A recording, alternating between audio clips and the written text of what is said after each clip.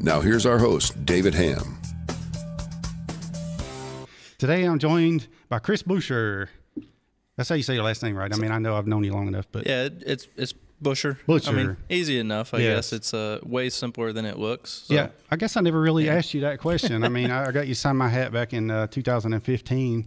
I'm sure some other people out there would like to have this. So that's an old school hat there. That one's making me feel old. Yeah.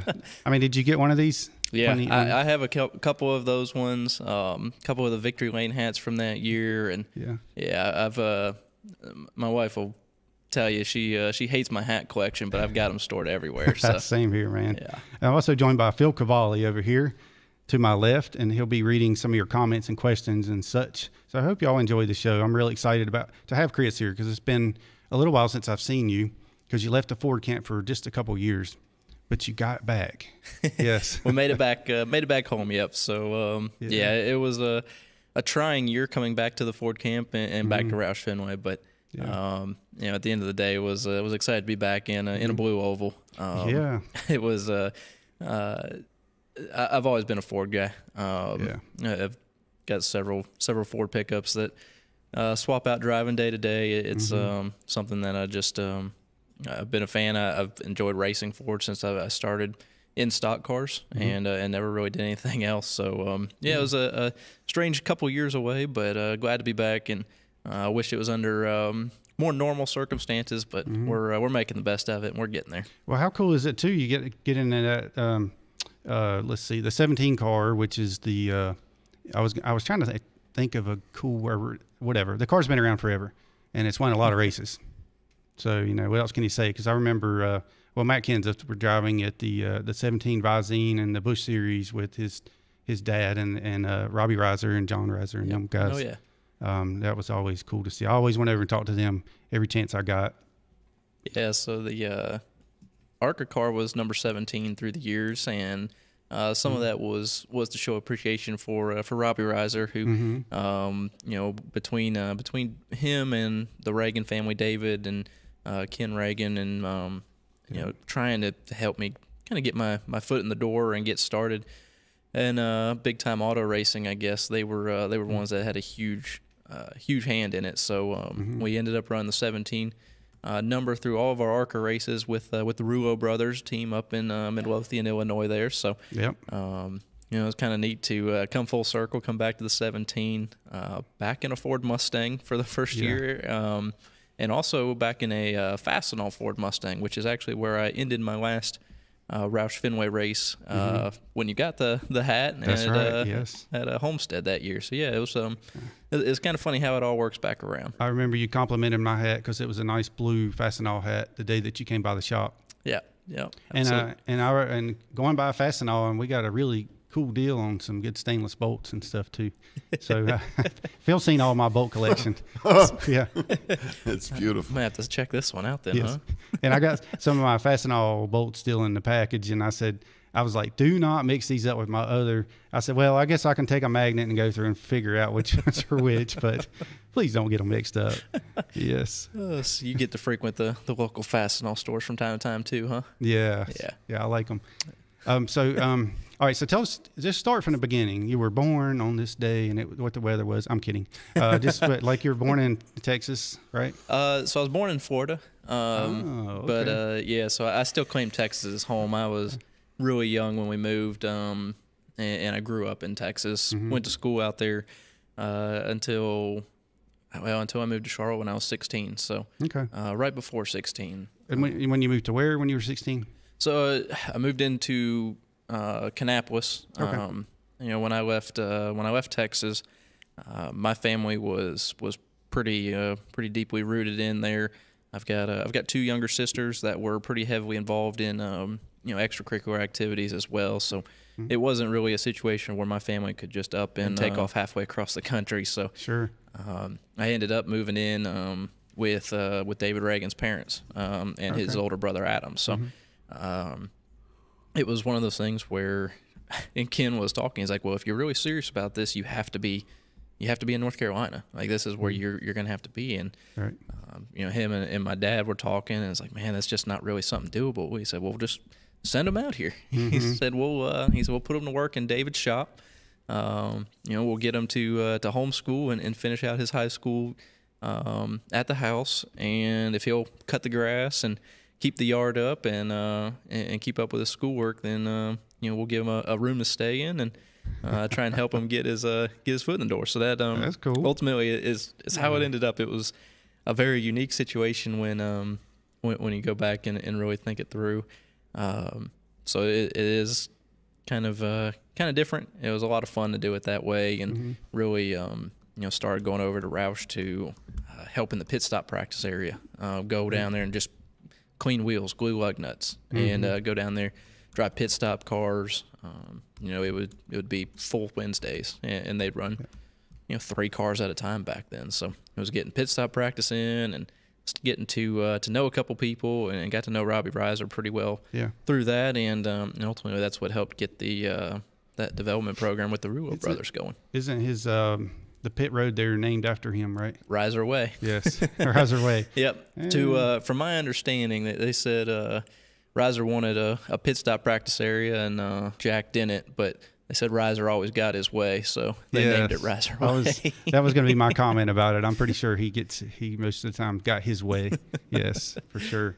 And so I want to do a shout out right quick to our Sheriff Darren Campbell here in Iredell County is tuned in, and I want to tell him hello and thanks for keeping us safe.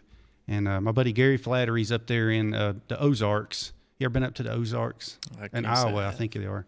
But he had a broken ankle or something. Anyway, it looked like he had on foot warmers or something, a big cast. But that was my comment about you. You said you went from Florida to Texas and then to Charlotte, I guess, Kannapolis area, whatever. Yeah. But that was like most of the time people move to Florida. So no, we were getting out. Yes. And, there you go. And I really, it was for work for Dad that ended up going out to Texas originally, and I say I'm from Texas. I've been in North Carolina longer than I was in Texas now, though. So I'm still claiming it. It's still home. I still miss it. My family's still down. They've moved down to South Texas around the Austin area. So I get to go back for Christmas and some of the races. I'm excited about COTA actually, because that's only 45 minutes down the road from them. So that'll be a good one to be able to see them and actually go stay at the house and see my sisters and everything. So it works out pretty good. What's your sisters' names? Nikki and Brooke. Nikki and Brooke. Yeah. And your wife's name? Is Emma. Emma, okay. Yeah. And did you give your dad one of these hats, by the way? He, as long as he didn't give it away, he has a hat, yes. Okay, good. So he's pretty good at re-gifting stuff and trying to I've done that too. Build the fan base. Yeah. And so he gives away a lot of stuff. He's like, hey, you got any more? I was like, well, maybe. I'll be look. Right. Yes, I know. I've done it. Yeah. And I used to give my dad would always get first choice on my hats, and my son, and I would be like, man, I really love this hat, but I'm gonna give it to my dad or give it to my son. So I figured I started getting some sheet metal, some full doors off of some of the cars. I was like, he's gonna have a really hard time finding somebody that wants a full door. So. Oh yeah, give him stuff that he can't get rid of. Yeah. So so tell us about your so you got into doing. What's the first form of racing you got into? Motocross. So, 4 wheels was not my original plan, but I think it was always my mom's plan. Yeah. Started racing motorcycles when I was 6, and had a lot of fun with it. I mean, I was decent at it for being 6 or 7 years old at the time. I don't remember much of it, but basically started traveling around Texas doing that. Nothing too crazy, but for fun. It went on weekends and would run a couple races and got a bunch of trophies built up. It was awesome at the time. They were giving out trophies that were 5 or 6 foot tall, and here I am 3 or 4 foot off the ground and staring at these things like, man, that's cool. Like, this is awesome. So kind of got a bug from it. And I guess to start, or a little bit earlier than that, my dad was just he's a hot rod guy.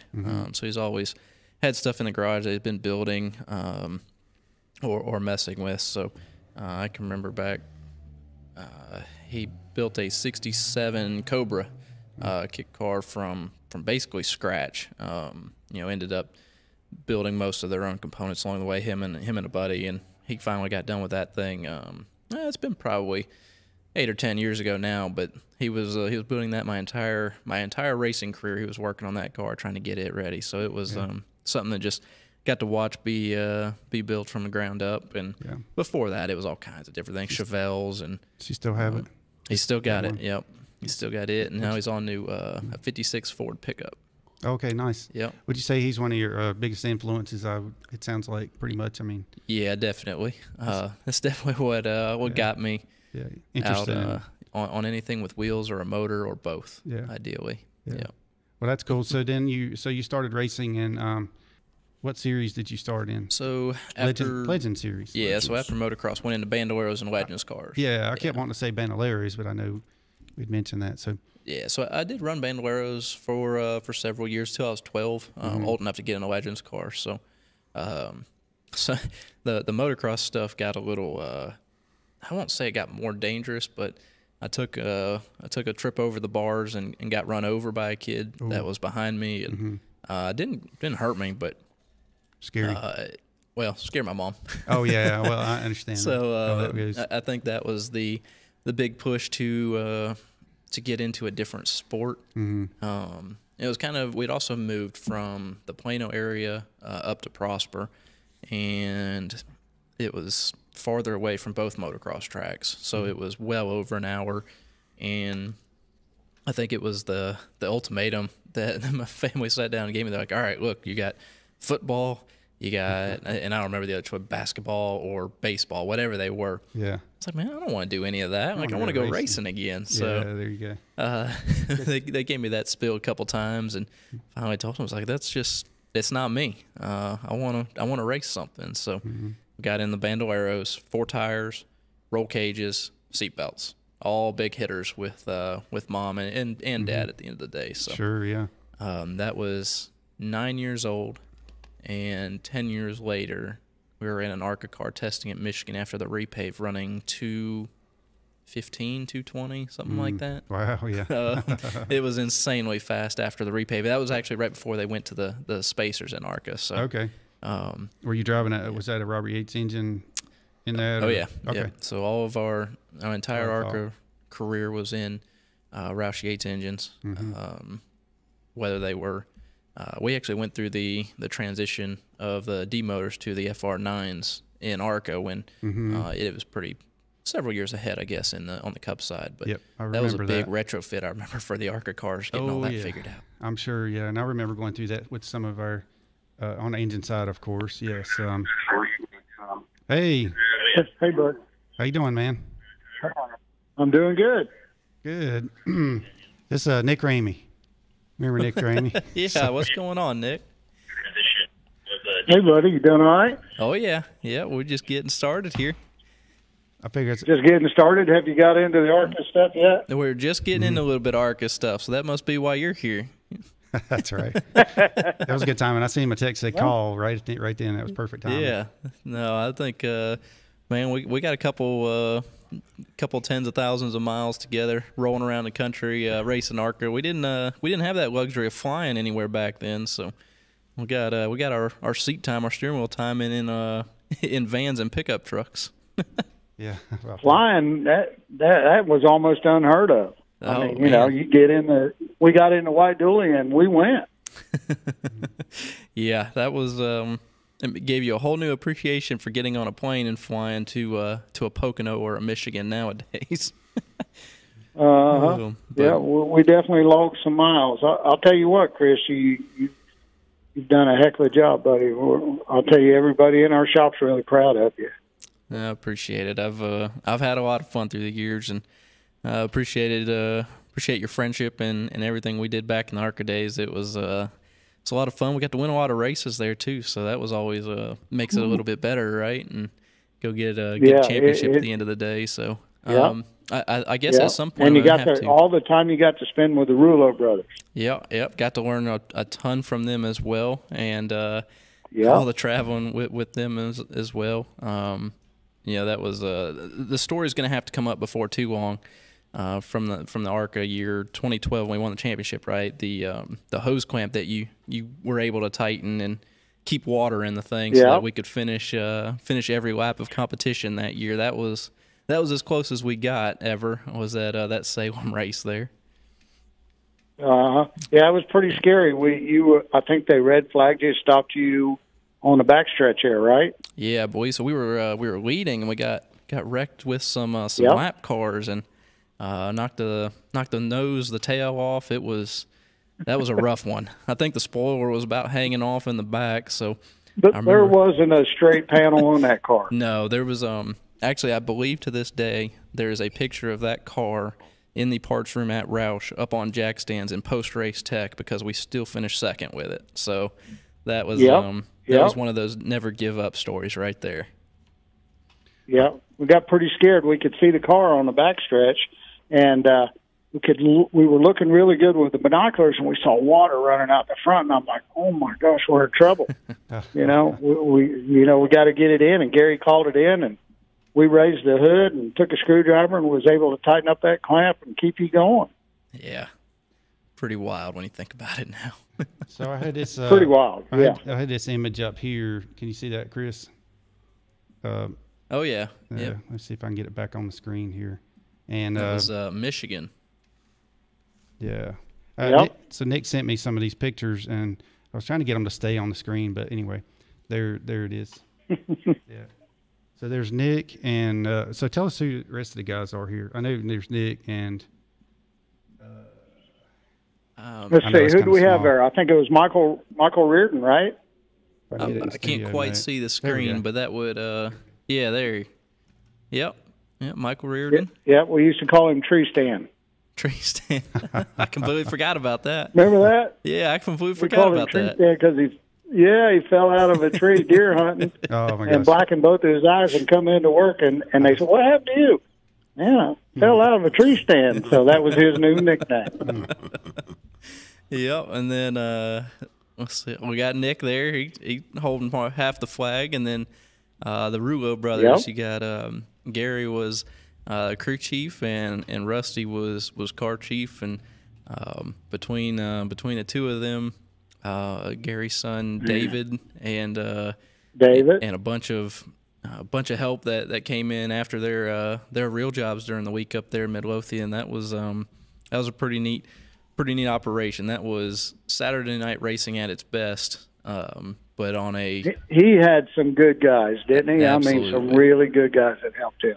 People that were diehard racers, and that was what made it successful. Was people coming over and putting in the time and the effort to make it right. It was pretty impressive. You learned so much through those days, and man, it was some wild hours through the years, but it was definitely worth it there for what was it? Almost a dozen wins and a championship at the end of the day. We had a great time. So it was a learning experience. That was my first time in a stock car that was of any weight. Mm-hmm. I think I had run 6 late model races and 6 ASA truck races out on the West Coast. About that before getting into an ARCA car. So we didn't spend much time late model racing. Went straight to a 3,400-pound stock car and tried to get as close as we could to what a cup car would be. A big difference, huh? Yeah. Boy, you adjusted well to that weight. Yeah. You really dialed that thing in. Yeah. You didn't have a choice, right? Yeah. Well, you did have a choice. So tell us what it was like with the Rouleaus. I know Gary told me that you came up there and you stayed with them all the time. You guys worked on the car. You slept on the couch. You're probably one of the very few drivers I know today that can take a car apart and put it back together and understand it and really make the thing work. And I think the Rouleaus helped you with a lot of that, helped you learn that.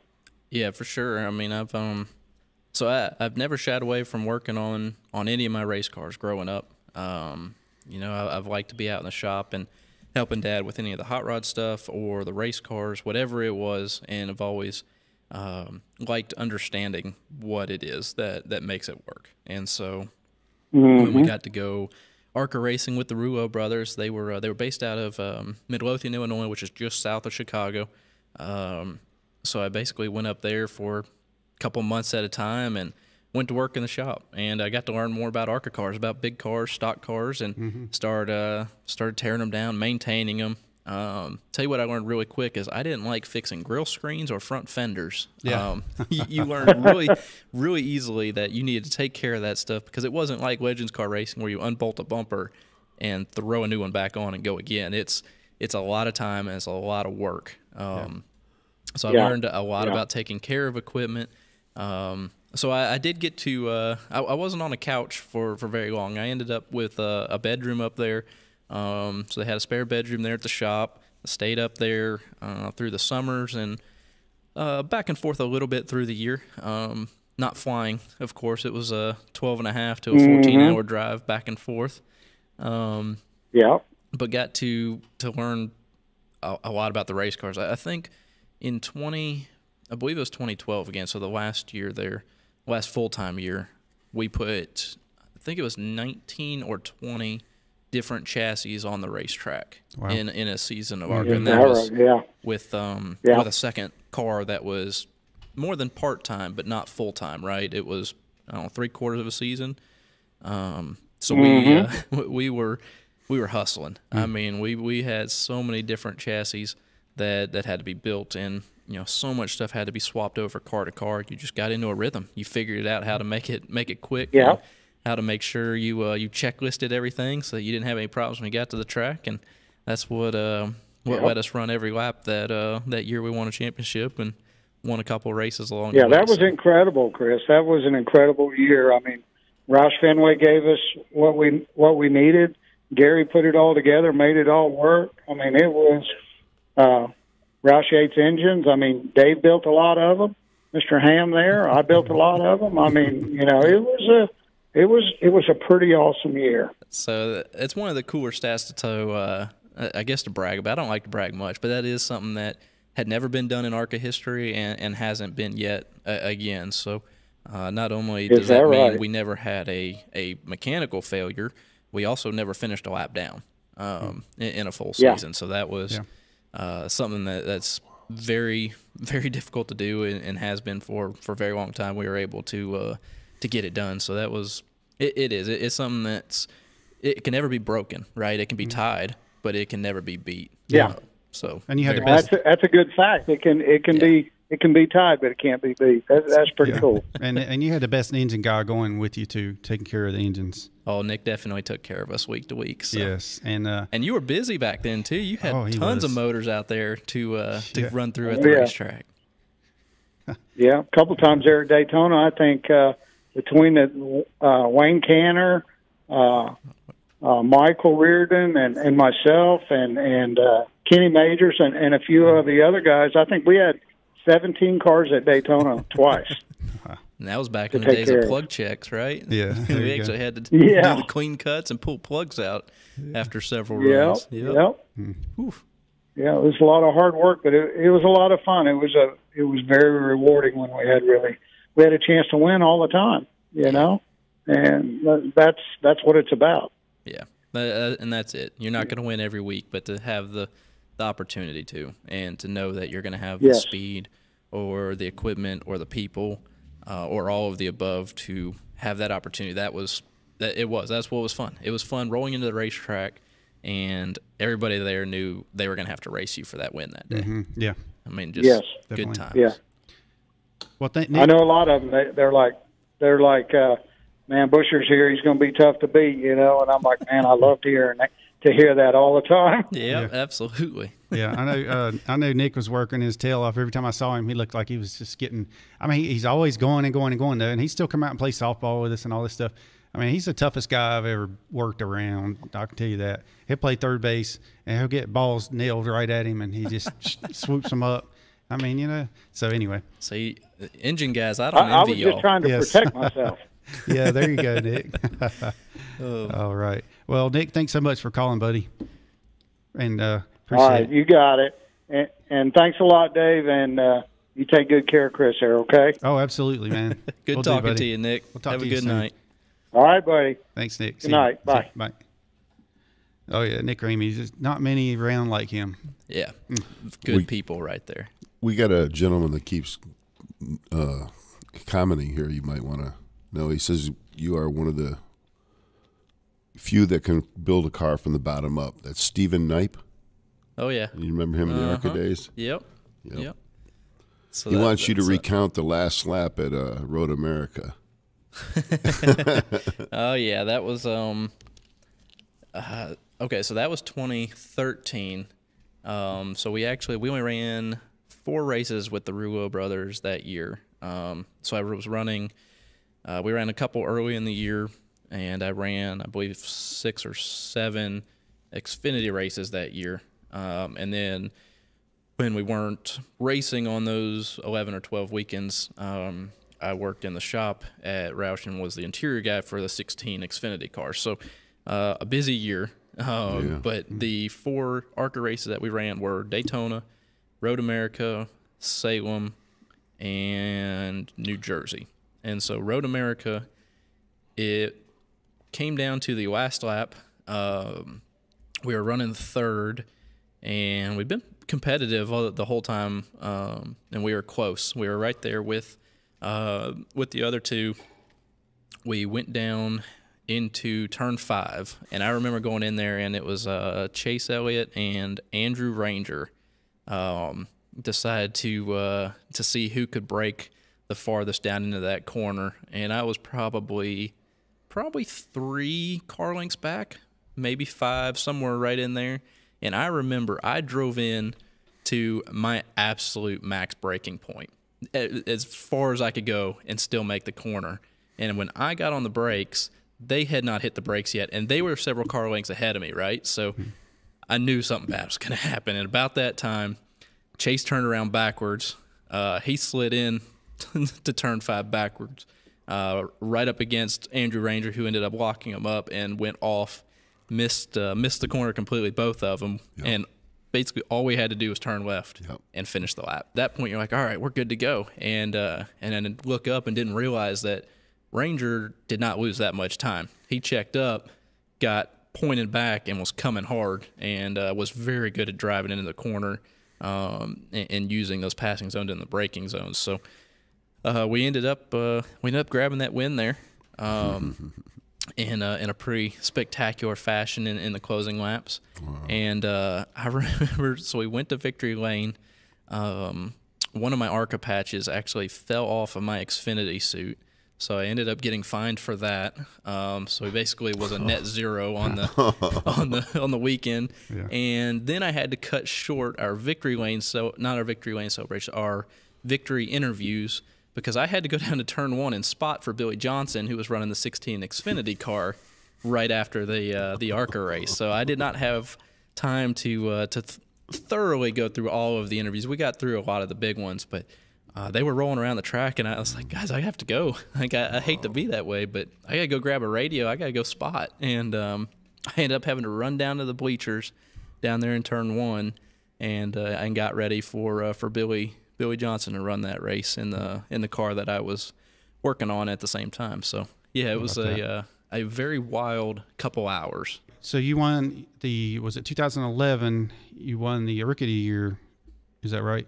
in the ARCA? ARCA. Correct. Yep. And in 2012, you won the championship. Mm-hmm. And then you made your Xfinity debut 2011 running part-time.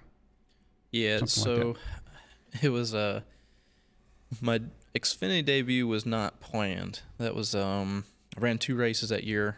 I ran Richmond and Darlington.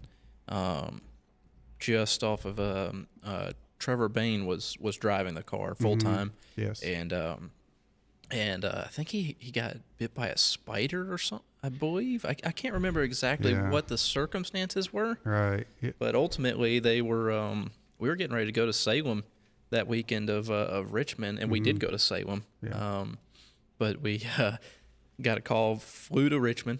I did my NASCAR physical, my NASCAR drug test. Mm-hmm. In the infield at the track, had to buy a license at the track. Oh, how about that? Went through that whole process real quick. Sure. Went and got fitted up in the car, which was basically, hey, do you fit? And I was like, good enough. Good enough, and, yeah.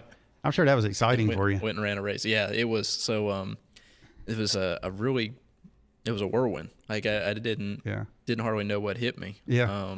It's not like you had time to prepare, like you had all week or a month, which is probably better that way. Film, you didn't get to think about it, and so I remember qualifying Jack came up to me and was like, just want to tell you not to overdrive this corner. Everybody has a bad habit their first time here, just way overdriving turn 1. So just get in, wrap the bottom. And got through qualifying. I don't remember how it ended up, but we got into driver intros for the race. And in ARCA, as soon as we got done with intros, you got in the car and you did the anthem while you were getting strapped in. Well, in Xfinity, you didn't do that. And I was getting in the car when we got done, when they're just getting ready to start the anthem. Yeah. And I had somebody come over to me like, hey, you need to get back out. Like, we don't do that yet. Yes. So yeah. it was just those little things you didn't know at the time. And we ended up running that race. I lost my ear molds. Something happened. I can't remember if it was ear molds or radios, but we lost radios by the end of the race, which made it very difficult. Sure. And so we ended up, I think we ended up 17th. We were running in the top 10. Okay. And I can't remember if we missed a pit stop or exactly how it went. But yeah, that's got to be tough if we can't communicate. Yeah. And we hadn't, it's not like I knew the team. It's not like we had our hand signals yet, right? Like, I don't know what tight or loose is with these guys. And yeah, but you only lost 1 lap in that race. That's pretty good. It wasn't that bad. It was. That's pretty good for Darlington. With I all was pretty that happy. You. So so that was impressive right there. Real quick, I want to say hey to Suzette McGuire's in California, and Sissy Odell and Dawn Clark here in Statesville. Man. So missed them earlier. Tuning in from all over the country. All over the place, man. Yeah, I need to get some of my Australian family to tune in sometime. But let's see, they're probably in the bed right now. But holy mackerel. Anyway, yeah, that's all right. All right, so then you're all right. So keep rolling with that. So, like I said, I'd been driving everywhere. That's how we got around in ARCA. In Legends Car days, you drove in the hauler, the normal short track racing, and we got done with that Richmond race on Saturday night, and we were running Salem on Sunday. And was trying to figure out how I was going to get to the track. We flew commercial to get to Richmond in time. Oh, yeah. And I know, remember Reiser got it worked out with Matt Kenseth to borrow his plane to get to Salem. So I ended up, for the first time, I got to go on a private jet. And I remember getting on board. I was the only one there because, I was the only one heading to Salem that day. And got on the plane and took off, and it was too easy. I was like, this is it. Like, we're already here. And I've told Matt thank you before, but I definitely owe him for that ride that day, and ended up making my weekend a little bit easier. Yeah, that's very cool. I'm surprised Jack didn't come pick you up in his P-51 Mustang or something. Man, that would have been nice, wouldn't it? That would have been awesome. He's brought the Pistons in our shop before, and those suckers are huge. Right? Yes. So we got to tour the really cool where they refurbish or rebuild and refurbish the P-51 engines up there in Livonia. Wow, it is awesome. I'm sure. Yeah, it is amazing. I was looking for so we were talking about that sweatshirt you got on, right? And I'm assuming maybe it's the same one in this picture. I got the picture pulled up here. It so probably is. I keep getting made fun of for bringing out my antiques, but man, this this New Balance hoodie is like the most comfortable one we've ever gotten. So like me, you save. Yeah, that's right. If they're comfortable, you keep them forever. Right. I've got a jacket I got from Joe Nemechek from Nemco Motorsports when I jacked for his Busch car back in the day. And I still have it. It's one of the best, warmest coats I have, and that was like 1980 or 97 or something like that. Oh, absolutely. I was trying to find the ring from the championship, the Xfinity Championship 2015. I've got it in here somewhere. This looks like a really good problem to have right here. Yeah, I know. I have. How many rings you got in this bag here? I think there's 13 in there. I don't need to leave them sitting around, though, do I? No. And I meant to do this before the show, so y'all, I apologize for not. Yes. So anyway, yeah. They're still going. Look at this guy over here. I'll have to show you after the show what all, because a lot of them are Daytona 500s, and there's championships, and there's Indy rings too as well. All right, so when I find the ring, then we can carry on. That's another 500. Look at that. So mine's in a. Oh wow. Yes. That's one of the Daytona 500 ones. So if yours is the same as mine was in a blue box, not black. But oh yeah, I've got the boxes all mixed up by now. Okay, well I can't help you then. But all right, go figure. It's probably gonna be the last one. Yeah, that's how it works. I didn't know that one was hard to get open, so I figured I would set it aside and maybe. Yeah, is that the one? That looks right. Yeah, I keep getting. I can't remember between my ARCA one and. I'll try to do a zoom in and show y'all. All right, so yeah, and so continue with the. So I guess for what it's worth, that's the wrong championship ring. This is the wrong one. That's the wrong one. So it is the last one. I gotta open this one. Gosh, so I gotta open this very last one that's really tight. Keep going through all of these things. And there we go. So this, I hope this is it. I mean, I hope so at this point. I mean, because I don't. Now I'm starting to. See, red would make sense because that was the first year Xfinity was sponsoring it. If it's got Chris Buescher on the side, then it would be the right one. That's it right there. Okay, all right. Yep. I was starting to get a little worried. Did the trick. Yeah, about that. Ain't that crazy? All right, so yeah, I'll show y'all if I can zoom in here close enough, or maybe hold it up to the camera somewhere. The camera's right here. Where is it? I'll hold it up here in just a little bit, or I might have Phil or Phil's friend. So anyway, all right. So continue on with your you ran in Xfinity Championship.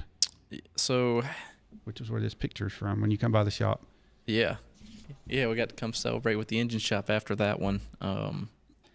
So I guess that's it. After 2011, we went to 2012. We went ARCA Racing full time with the Roush brothers again. There you go. You can kind of see that thing in there, huh? Yeah. And the sides have the. So I'll tell you a story right quick. My dad, my very first Daytona 500 ring was when Ward Burton won in 2002. So I take it over to my dad and I hand it to him, and I was like, man, this is like a super proud moment. He's going to love this ring. And we're standing out in his driveway, and it goes ding, ding, ding on the driveway. It didn't hurt it though, surprisingly. Maybe one little nick on it, but yes, I was, it was one of those nervous moments. I guess he just, as soon as it got in his hand, it just like dropped what do I do? onto the pavement. Yes. And there I go. Not like that one. Yes. Jeez. Thank you, Phil. Maybe it was my nervous moment whenever it might have been. It's starting to look like it. All right, I'm gonna put this one on. There you go. So anyway, hard to lose that way. Yeah, man, that's a big ring to it. Reminds me of one of the was it Dixon? One of the IndyCar racers come through the shop one time, and he had one on, and that sucker was huge. Or maybe it was a drag racer. It's not a everyday wearing ring, is No, it? it's not for sure. Yes. All right. So anyway, sorry, I didn't mean to interrupt. No, you're good. I got to looking at it as well. Yeah. So we went ARCA racing full time in 2012 again. And like we were talking with Nick there, that was a year that I think we won 2 races that year. But the main thing was the consistency. We were in position to win several others and finish second or third. But we didn't get bogged down with accidents. We didn't have mechanical failures. It was putting that second car on track for a bunch of races was a lot of extra work as well.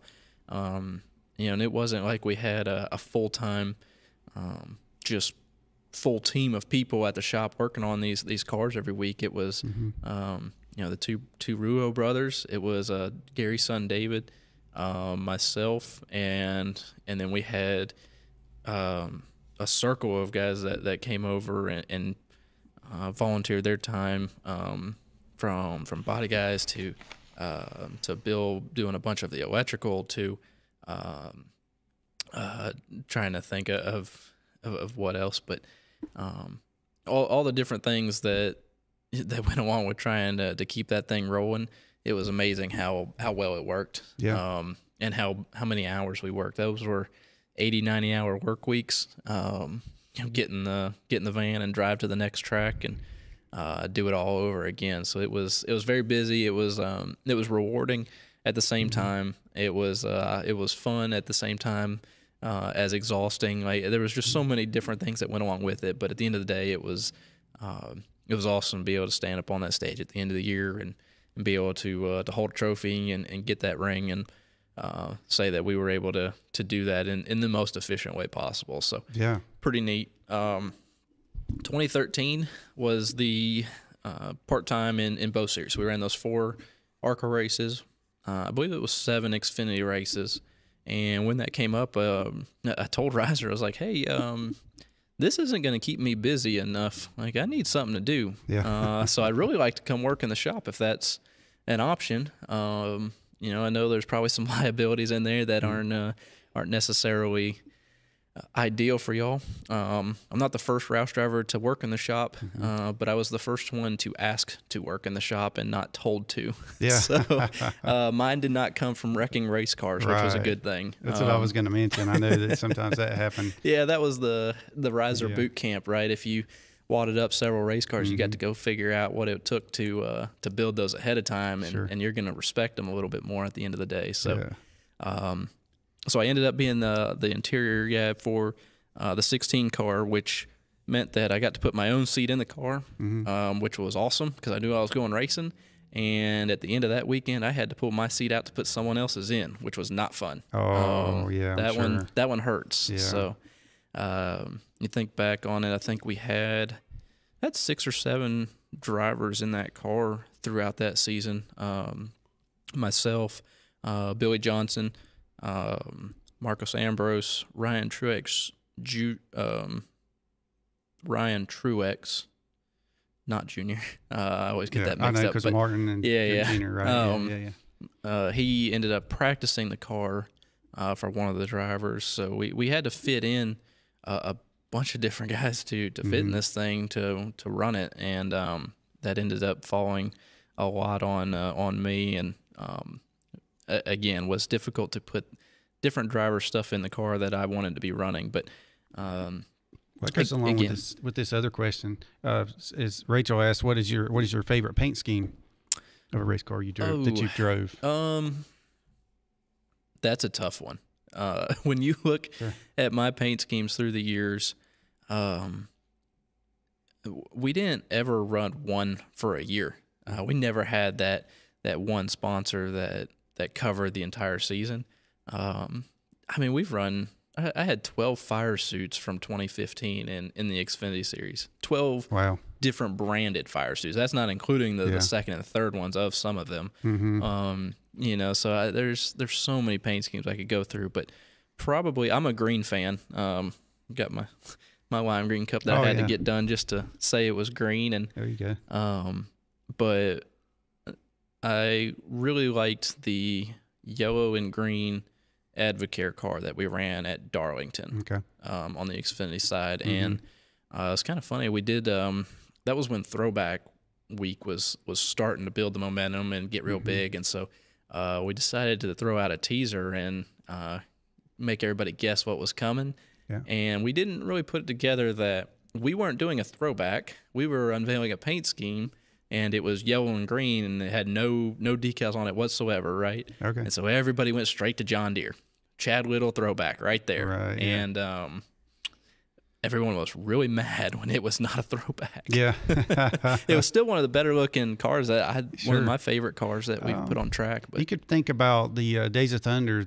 Was it the City Chevrolet car? It was kind of that color. Yep. Black and yellow, yeah. Had the black in it as well. So I know green's supposed to be bad luck in racing, but I can't buy into it. I like green too much. Yeah, for sure. So that's probably my favorite paint scheme, just from my personal bias. But I actually really liked our Fastenal paint scheme from last year as well, because it was flat, and that's the first time I had anything that wasn't glossy. You know, been able to start kind of changing up a little bit of what was been on the car. So. You see this one I have on there?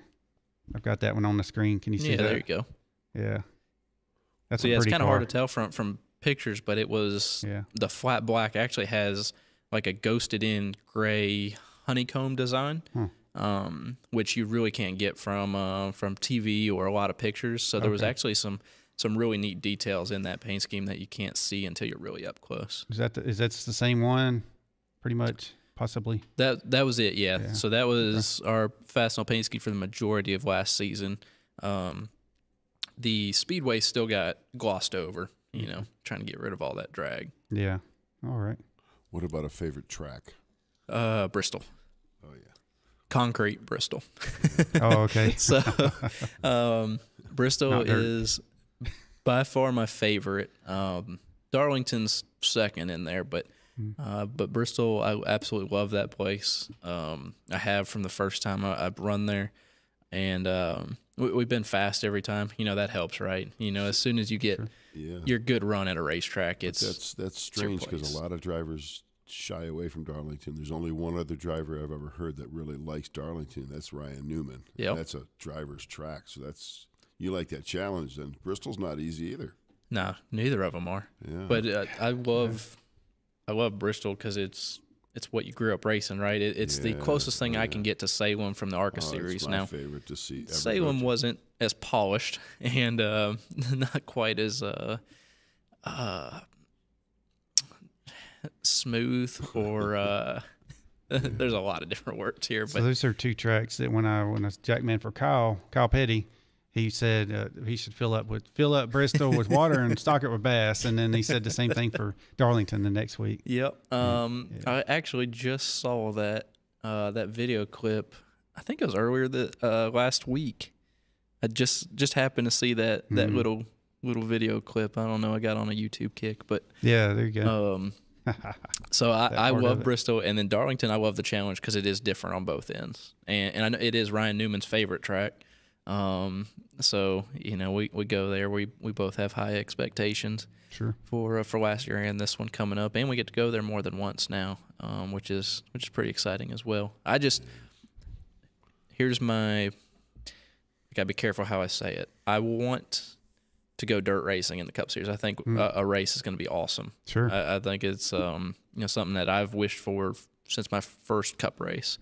That being said, I lost a concrete Bristol to do it, and I'm a little heartbroken. I get it. I understand. Yeah. I really wanted that opportunity to have two real Bristol races and then put on the dirt for an exhibition or whatever you want to call it. But I'm a little bummed that we lost to Bristol to do this. Yeah. But I am excited about it at the same time. So it just, if it had been a way where we could kept our two concrete races, I'd be over the moon. If it was a way we could have taken the dirt race to a different track, perfect. Either way. But Martinsville. There you go. Martinsville's not my favorite. You can put dirt on it both times. I don't care. Slide right off. There you go. All right. Say hey to Loftus Outdoors is tuned in. And we had a question. Where did you live in Florida? It was from Paul Rodriguez. Melbourne. Okay. Or Melbourne Beach. I remember just south a little bit of Daytona. Okay. An hour and a half or so. Okay.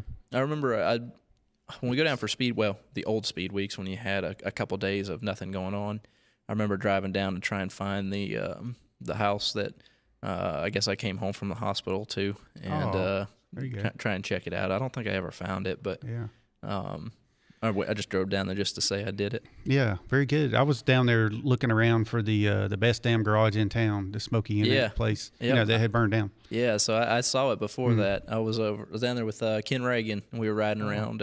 It was kind of neat. So when you talk about safer barriers, right, and how that's fairly new to our sport.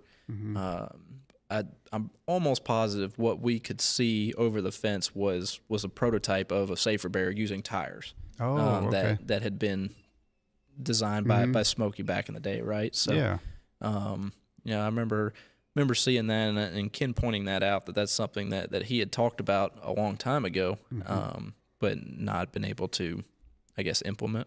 Yeah, he was a smart man. Yeah. I just finally got his book, Power Secrets. I think it is. I wanted it for 30-something years now, 35 years. Anyway, I finally got it. I'm like, cool. I went with the engine blueprinting book instead, and it was $15. So back in the day, I think I got a good bit out of that. Yeah, it probably worked out, huh? Yes, it did. And Scott Trevison is saying, he says, great show, guys. I believe Chris has gained a bunch of new fans tonight, and I'm one of them. So very good. Cool. Thank you. Yes, absolutely. So I want to ask you about I know we're kind of fast forwarding a little bit, but I know you got over an hour to drive probably. But if we can go into the Cup Series after you finished talking about the Xfinity. Yeah, so I guess I never I'm talking slow. But no, you stay as long as you want to. I just don't want to, if it's. I don't want to hold you till 9 o'clock. And it's my fault. I live out in the boonies, so. Yeah, well, that's all. Hey, we can keep going till 9 if that's all right with you. But, I can keep on rolling for a bit here. So. All right, cool. Yeah. So, the Xfinity days, let's see, 2013. We got through that part-time season. We got to go full-time racing in 14 and 15. Now, there was an asterisk next to both of those years because we weren't sure we were running full-time either year. It started off with, hey, we'll go to this point and kind of see where we lie at that time. And so we made it through 2014. Really never had too much thought that we weren't going to make that full season. But I remember going in 2015, we were only going to run about a third of that year, and then we were going to have to make a decision on what we were going to do because we didn't have sponsors secured for that. And I think our whole team made it hard on Jack to pull the plug because we were leading the points at the time when we were going to be starting to miss races. So that worked out pretty good. Got a couple wins that year, and basically I think we led the points from like a third of the season all the way through the end. It was the last season before the chase format or the playoff format, whatever you call it. So we got it done on the old-fashioned point system. Right. Honestly, my preferred system. Sure. Maybe. Yeah. Maybe not the popular idea, but a lot maybe of people not. agree. I'm pretty sure. I liked growing up racing when that first race mattered just as much as the last one. Yeah. You know, I didn't like the fact that if you found your way in and lucked through one or two races, all of a sudden you were in a good spot. I know there's a bunch of metrics to it, and so they have tuned it now to where at the end of the day it does. Your season long consistency matters, but I don't know. I like the old system of you did everything you could every week. Yeah. If you won a race, you didn't get to go into experiment mode. Yeah. You didn't get to go into to take a bonsai move and go for that just because you didn't have those options. You had to finish every race still. So yeah, that's right. And I don't know. It's how we grew up racing. It's how every track does it, and I liked it. So. Yeah, I would agree with that, and I can definitely see how that would be the case, especially if you grew up racing that way and that's what you're used to, and then all of a sudden you have these different variables thrown in that just completely throws everything off. Like you said, driver wins a race, and then he's like, well, I'm in. The next 3 races I can do whatever I want to do, and right. bonsai moves and stuff like that. I don't know. It's hard to fully get into it for me. I don't like change though. I'm stubborn. Yeah, I don't do good with any kind of change, so it's hard on me. But it was I enjoyed doing it the way we did, and it was a really neat year. Yeah. Yep. So RD says, awesome hearing your history in racing, Chris. Great hearing that you also worked on the cars as well. Because remember the days of dirt biking with the wood trails racing with the wipeouts and such.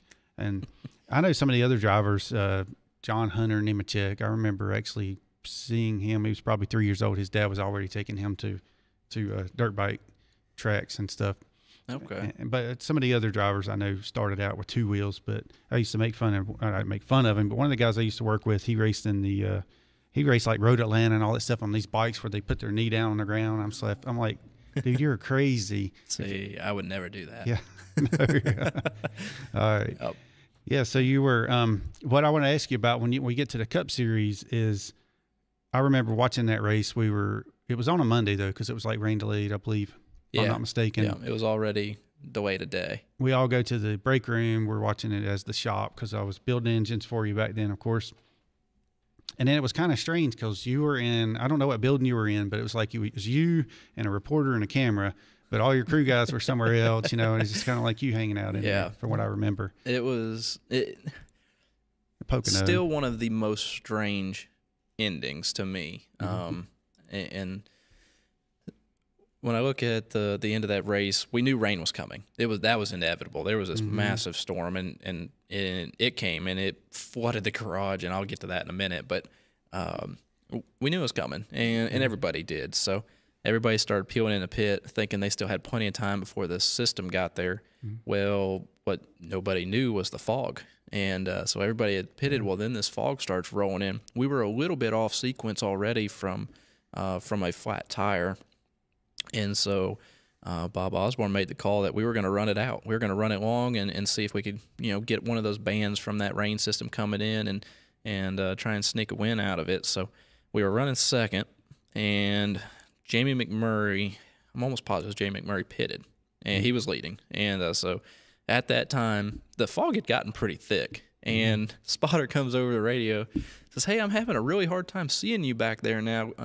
How's your vision?" I was like, "Oh, it's good. I can see. I'm fine." Yeah.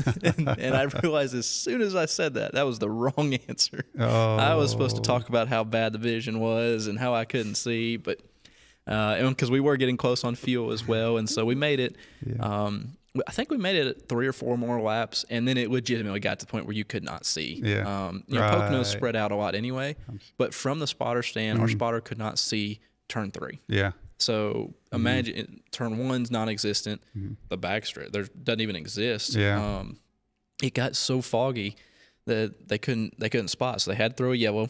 We ran yellow for so many laps around Pocono. They're like, "Save gas, save gas, save gas." Sure. I was like, man, they're gonna run us out here trying to run this. And so we finally red flagged it.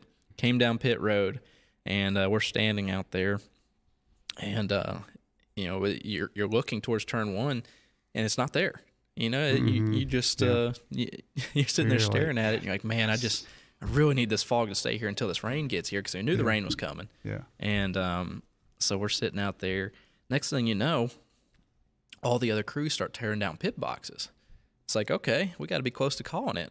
Well, it was 30 minutes later before we got another update. Yeah. So pit boxes are now closed, covered up, and the crews have left. They have evacuated the grandstands. They have evacuated pit road. I think there was 8 of us sitting out there waiting for an official call. Like, what are we waiting on? Yeah. Like, we have a bad storm coming in. You know it's bad because you've evacuated the people. And we're just going to stand out here on pit road and just keep looking around at each other, I guess, having conversations. So it was I think it was 80 minutes from the time the red flag came out to the time they called it finally. Yeah. There were drivers that were in the air, had already gone back, knew it was over, got on a plane, and were in the air. So I that was usually when Earnhardt was around back in the day. If you saw him leaving, then the race is called. Okay, so I believe it was Denny Hamlin now. When Denny leaves, he's got the info. So. Yes. How about that? So yeah, we waited out there forever, and so the unfortunate part about it is we waited so long that when they finally called it, lightning was in the area. And so we were not allowed to celebrate in the Pocono victory lane, which is really neat, right? You get to go up on the terrace and kind of get the overlook. Right. So we didn't get to do any kind of celebration as a team in the normal area. You didn't get to do a burnout. You didn't get to have that raw emotion there. We did a makeshift victory lane under the garage. Yeah. As the rain started coming down.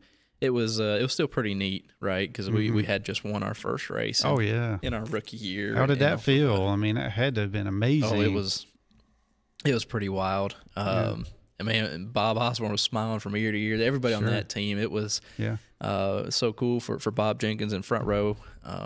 It was just it was a gutsy call that ended up working out, and we put ourselves in the position to do it. Had the right strategy when we needed, and a little bit of luck as well, and it ended up being an awesome day. So that put us into the playoffs, which I just got done talking about how I didn't like that system, but that one benefited us. That immediately took us from where we were in points and put us into the playoffs. Yeah. So that was pretty neat to say we made the playoffs in our rookie season. So it was cool, and so. Getting back to the flooding part, so when we got done with Victory Lane celebration, went to the media center. When I walked out of the media center, again, it was so late that the only hauler that was in the garage area was our 34 Loves hauler. Yeah. The only one. And it was raining so hard that the garage flooded. And I'm still in my fire suit shoes. It was almost up to my knees to walk across the garage area so I could get to the hauler to get my stuff. And the only reason our hauler hadn't left is because all my clothes in my wallet and my phone were on the hauler still. So I kind of had him jammed up. But man, the bottom fell out. I mean, it was just flooded. Oh, they I don't even know who still, but they TP'd my motor home, and then the rain hit it, so it was all wet TP everywhere. Oh my gosh. It was all in good fun, but man, that rain sure made that cleanup a little bit of a struggle. Yes. So did that win like give you the hunger? I mean, you probably had the hunger anyway because you're wanting to win. You're out there driving, wanting to win. But did that be like, I got to do that again? I don't. Not necessarily. Like it's always what you're trying to do every weekend. Yeah. I remember as we got farther in that year, it took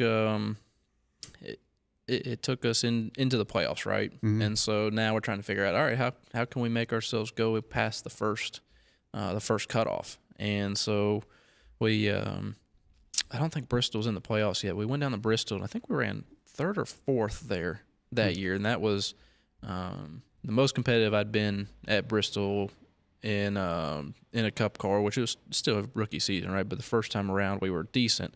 Second time, we were fast, and legitimately had a shot to win the thing, but it would have been tough. But we ended up with a really good finish, and went off into the playoffs. We ended up getting cut in the first round, and it was a couple of accidents in there that ended up costing us any chance at progressing on. But at the end of the day, it was still neat to say that we won that race, that we made the playoffs, and Absolutely. You're just trying to figure out how to get that next one. And you can always say you won a Cup race. I mean, not many people can say that, really. Yep, absolutely. So there's no asterisk next to it in the history books. It was a win. Actually, you've won in ARCA, Xfinity, and Cup. Yes. So I mean, in many races, but and championship.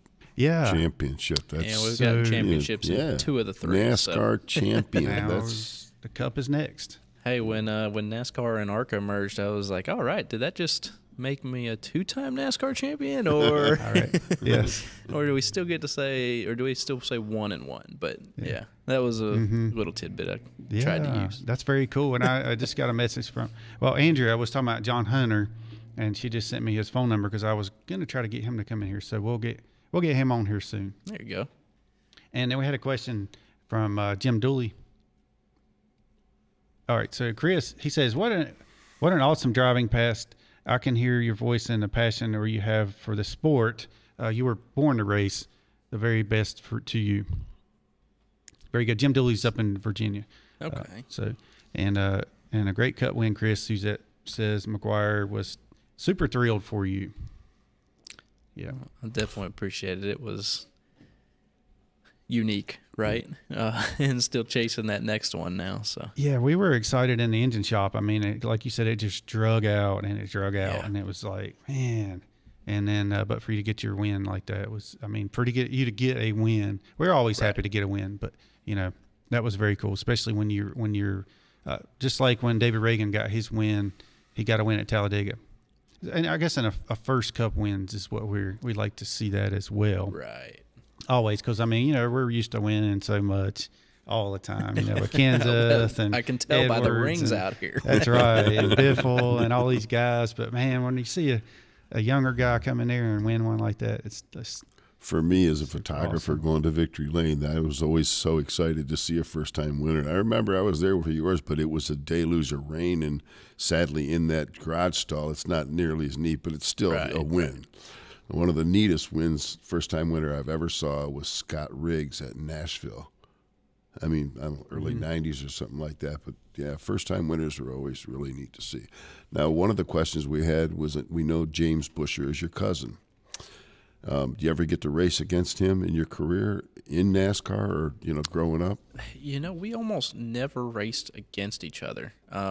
He is several years older, and so pretty much growing up, he was always in the next class or the next series, and so we hardly ever raced each other growing up. And then even once we got to NASCAR stuff, I was running ARCA when he was running trucks. So 2012, when we won the ARCA Championship, that was the same year he won the Truck Championship. Almost positive of that. And then we ran very little Xfinity race. I think he ran a part-time Xfinity race when I was running. I can't remember if I was running part-time Xfinity or full-time then, but really we probably have a dozen races that we competed against each other. So yeah, it's kind of wild to think. You know, we grew up racing, started on motorcycles together.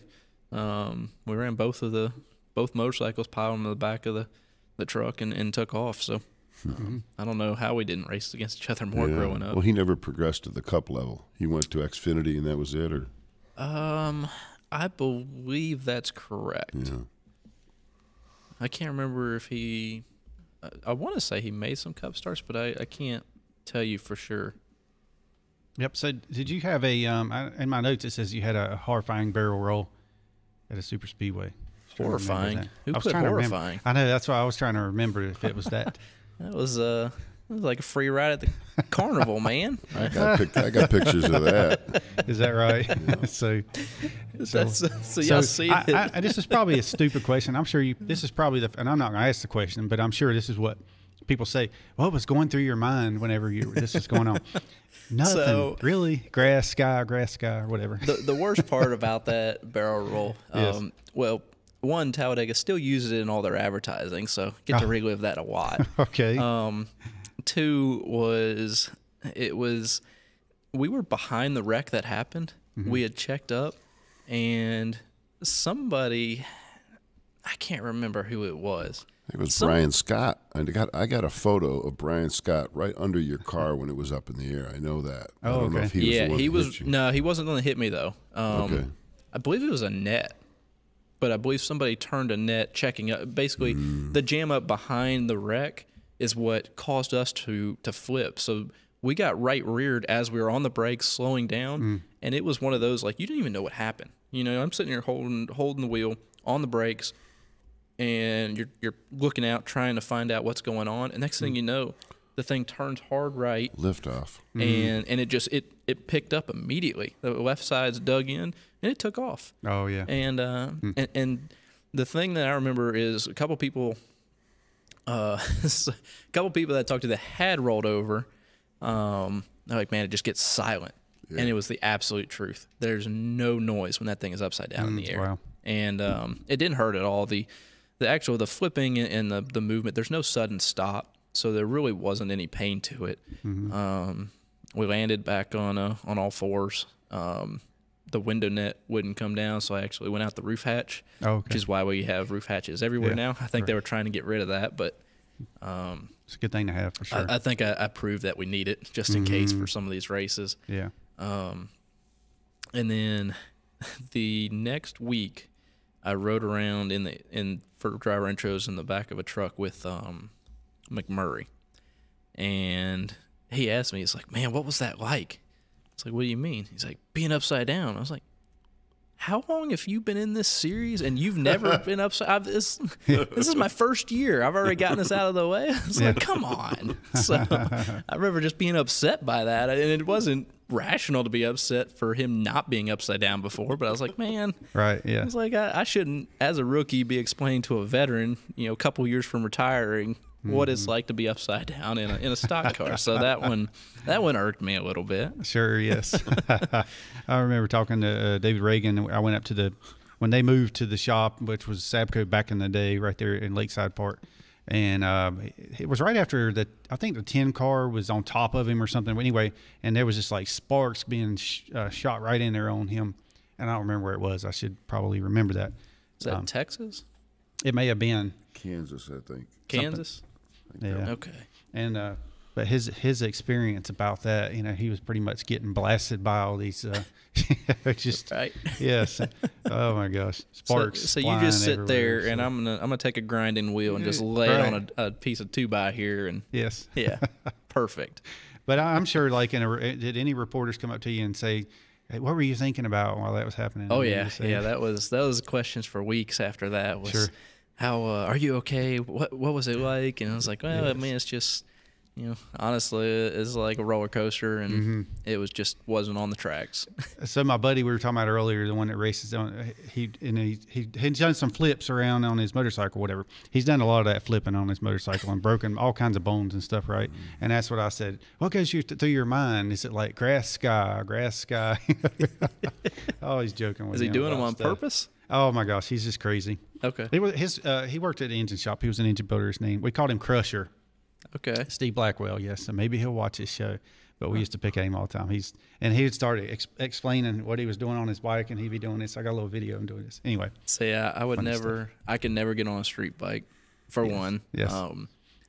And then open wheel. I won't even consider open wheel racing of any kind. Sprint cars, midgets, anything like that. That's just, some people are crazy. When the wheels hit each other, when another wheel hits another wheel, somebody's going to go flipping. Yes. You wouldn't like to drive those modifieds at Loudon? I'm not saying I wouldn't like it. I'm saying I'm just not going to. Yeah. I'm just not brave enough. Now, Rachel had asked a question earlier. Is there any series or any type of racing you would like to try? That you haven't? So I want to do a little bit of dirt late model racing. To try and get ready for Bristol was kind of my idea, and actually had it lined up or was getting pretty close to having a ride figured out to run a handful of races, and it didn't end up quite panning out. But so I would like to do some dirt late model racing. I've run very few dirt races in my career at all. Handful of ARCA races, so I think 4 of those. I've done a couple of Legends car races, and I ran a sport mod in Texas on a race weekend. Went out and tried to figure out how to go dirt racing one of those once. So it's very limited, but I've had a blast every time I've done it. So I would really like to do some dirt late model racing. And the next thing I would really like to do, and I keep trying to get Brennan Gaughan to let me go do this. I'd like to go do some off-road racing, and go run maybe not Baja, but maybe short course. Yeah. Go do some of that. I mean, that's a lot of our free time we spend off-road. We go up to the mountains, go four-wheeling.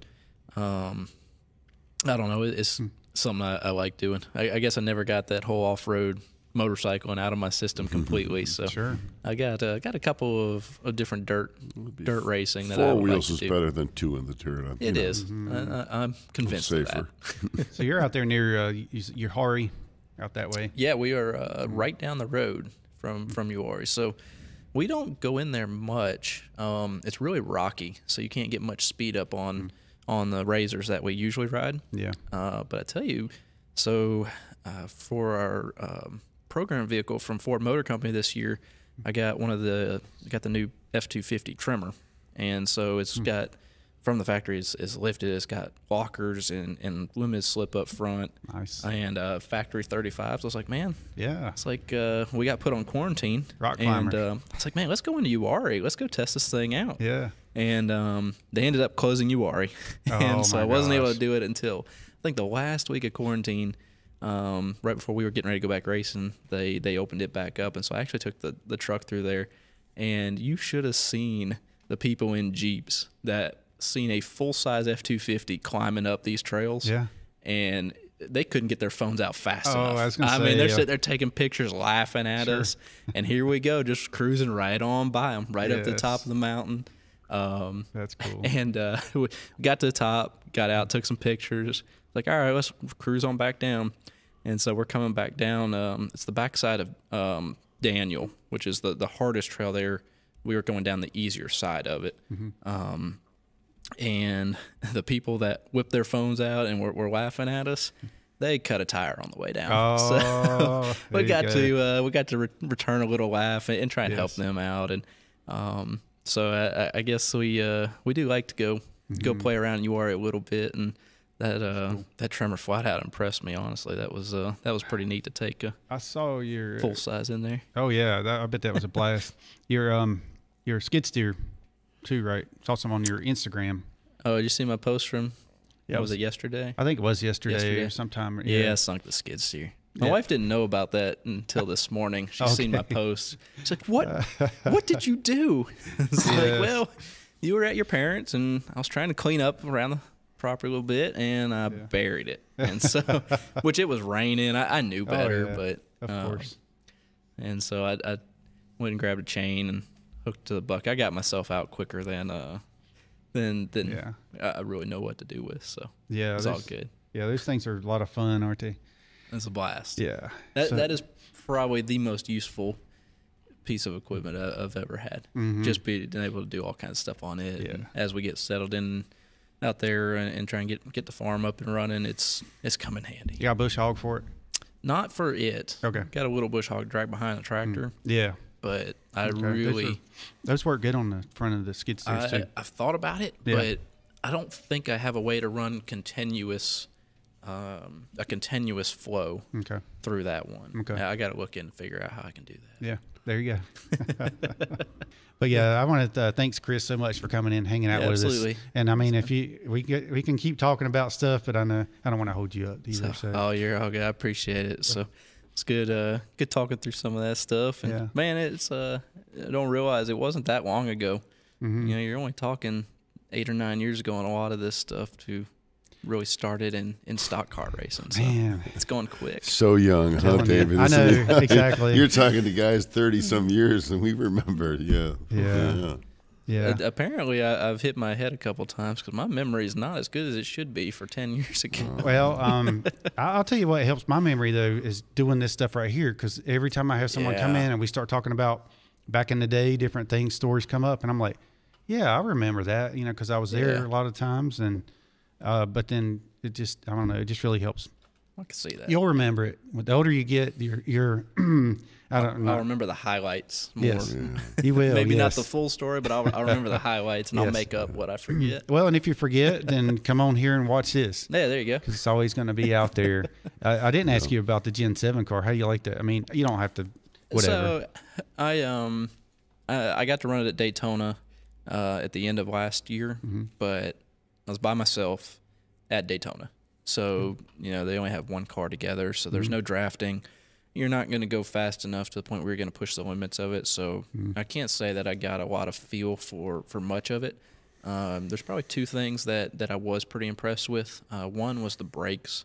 The stopping power with the larger brake system that you can run with the larger wheels was incredible. That being said, we usually run a very small brake at Daytona anyway, so it's kind of not really apples to apples, but it was impressive. Yeah. The second thing is that the sequential shifting is a lot of fun. Sure. You know? Yeah. And so you just sit there and you click it back. It's like motorcycle gears or Legends cars, which are motorcycle transmissions, right? So it's just easy, you know? Once you got into a rhythm, it's quick. It's precise, and I really like that. Now, with that comes the thing that's been built into our heads with an H pattern. Second to third gear is a throw away from you. It has been for 10 years now.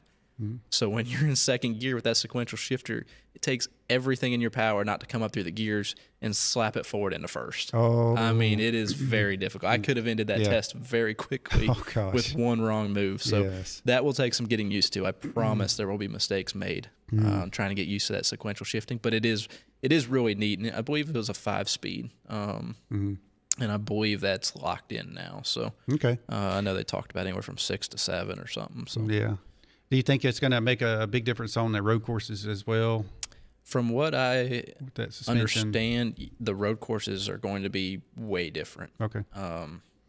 From the road course test that I think it was Kurt and Truex drove, they had another company put together a second car for the Roval. I don't know much about it, but from what I understand, they said it was very fast. For it to be just a couple laps on track, they were already as quick as our current generation cars on the road course. So I think the road courses are going to be a lot better. I think the drivability is going to get a lot better. That makes sense. Put that independent suspension and all it stuff. Definitely does. It'll be great to have. I'm curious, how do y'all, I only got a couple years to go through. How do y'all get through people that have been doing this their whole life? In an hour? That's a good question. It's tough. Yes. It's tough. See, that goes back to being older. You remember the highlights. You hit them and you go on, right? Yes. Okay. Well, I think the difference is the two is most of them are not still in the sport, and so we don't have to cover any of that. Which we didn't cover a lot of that with you, but we did get to hear your whole story. So I mean, you've really been. How many years have you been racing? Like since you were 22 years of racing something. There you go. Yeah. See, that's a long time. But I guess stock cars since I was 16. Yeah. There you go. Well, this show's about your racing roots, so it doesn't matter. And I don't know. I didn't tell you the story, but it's racing, ROUTES. I changed it because I done a Twitter post, yes, and I said racing ROOTS, and then it was saying this may contain sensitive content. So I was like, all right, I'm changing the name of it. I need to change it anyway because somebody else had a racing roots. And so I thought roots, that's pretty slick, actually. The way you and got it worked there. out fine. Yeah. Yes. And there's some decals if you like some. I'm gonna be taking one on the way out. Yeah. And I might actually get you to sign my my ring box. I didn't think about it the last time, and then this. And I'll sign that card too before you send it for off. Suzette. Yeah. Yeah. There you go. All right. Well, thank you so much once again, and hopefully someday we'll get you back in. Let's see, after in another year or so when you win the Cup Championship, that way we can say we had a 3-time championship. Yeah, then we can bring another ring box in and add to your collection. Yes. Bring me a ring. Yeah. Actually, bring me a flag. I wanted one of those flags. Flag? Yes. Okay. I didn't get one when I left Roush Yates Engines. If you guys are listening, I know you're going to be tuning in tomorrow at least, right there in the shop, Roush Yates Engines. Catch Doug when you see him walking by the hallway. He might be watching too. and tell him, I want one of those flags, please, of course. You want a checkered flag or one of the championship flags? Just a checkered flag. Okay. Just any checkered flag would do, about this size, this size. You don't even have to put it in a frame. I'll take it. Honestly, that was probably my favorite part. The favorite trophy from the weekend wasn't necessarily the trophy from the race. It was the flags. Yeah. So flags are cool. The flags... When you're running a Roush Yates engine, that flag went to the engine shop, and it goes through the hallways, down the corridors. They're running out of room. Yeah, I'm sure. So it's a very neat tradition in there, and so I actually went and ordered replicas on a lot of, I think all my ARCA ones. Yeah, cool. I don't think I did on the Xfinity ones, but I need to go do it because the flags are. I want to do the same thing. When I get my shop built at the house there, I want to frame the flags and have a wall for that. Yeah. Well, if you end up with any extras, like if they messed up in their shipping and they accidentally sent you an extra one, then you know where to send it to. There you go. All right. Anyway, y'all, thanks for tuning in, and don't forget to hit that thumbs up and hit the subscribe and all that good stuff. But tell your friends about us so you can watch more of this coming up next Monday night. And also, stay tuned. But y'all have a great week. And go back on and make some comments, ask questions. I'll make sure Chris gets them and can answer them for you. So we'll see y'all next time.